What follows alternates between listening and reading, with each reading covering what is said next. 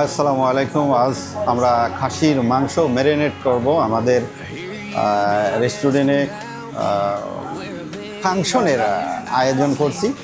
তার জন্য খাসির মাংস ম্যারিনেট করছি। অবশ্যই ধৈর্য সহকারে দেখুন কিভাবে খাসির মাংস ম্যারিনেট করে ওপেনে দিতে হয়। রেডি আছে?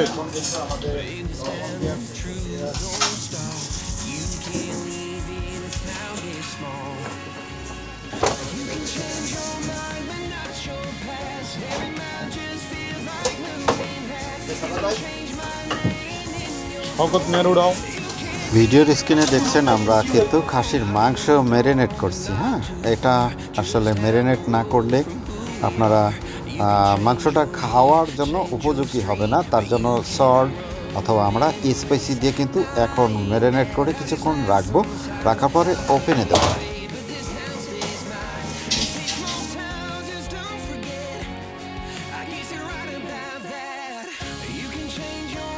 এবারে দেখতে পাচ্ছেন আমাদের সেই স্পাইসি দিয়ে কিন্তু আমরা এখন ল্যাম্পটাকে ভালোভাবে নেড়ে চেড়ে ঘষে মেজে আমরা ম্যারিনেট করছি।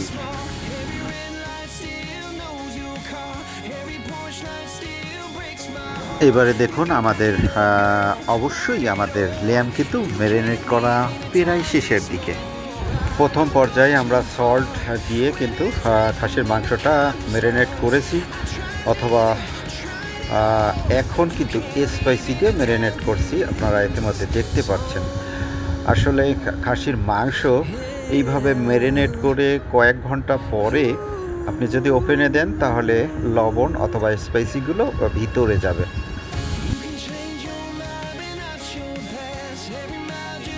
এবার কিন্তু খাসির মাংসটা ম্যারিনেট করা হয়ে গেছে, ইতিমধ্যে দেখতে পারলেন। আর এই যে বাকি যেগুলো আছে সেগুলোও সব কিছু ম্যারিনেট করা হবে।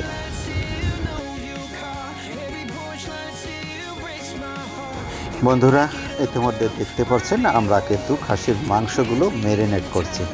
এভাবে ম্যারিনেট করার পরে আমরা ওপেনে ঢোকাবো। ধৈর্য সহকারে আমার ভিডিওটা দেখুন আসলে খাসির মাংস কিভাবে ম্যারিনেট করতে হয়। আর যদি এই ধরনের খাসির মাংস খেতে হয় তাহলে আল হালাবি রেস্টুরেন্টে চলে আসবেন, মালয়েশিয়া কুয়ালালামপুর প্যাভিলিয়ন বুকিং বিতান লেভেল 7-এ। এবারে দেখুন আমাদের এই পাশেও কিন্তু গ্রিলের চিকেন শিস্তাও অথবা ল্যাম্ব কিউব আর কাবাব পোড়ানো হয়। আর প্রক্রিয়াতেও হয় যে আমাদের সেই খাসির মাংস কিন্তু এখন রাইসের পরে ওপেন থেকে বের করে রাইসের পরে ঢেলে দিচ্ছি। আপনারা ইতিমধ্যে দেখতেই পারছেন। এই সুন্দর মাংস যদি আপনাকে খেতে হয় তাহলে আল হালাবি রেস্টুরেন্টে চলে আসুন, বুকিং বিনতান প্যাভিলিয়ন শপিং মলে লেভেল 7-এ আল হালাবি রেস্টুরেন্টে। এই ধরনের খাবার যদি আপনার পছন্দ হয় তাহলে ভালো থাকুন, সুস্থ থাকুন। ভিডিওর শেষ মুহূর্তে চলে আসছি। আমার এই ভিডিওটা কেমন লেগেছে আপনাদেরকে অবশ্যই কমেন্টে জানাবেন। আর এই সুন্দর সুন্দর ভিডিও আপনারা কি ধরনের ভিডিও চান অবশ্যই দেখতে পারবেন, কমেন্টে মতামত জানিয়ে যাবেন। আসসালামু আলাইকুম, ভালো থাকুন, সুস্থ থাকুন, নিরাপদ জায়গায় থাকুন।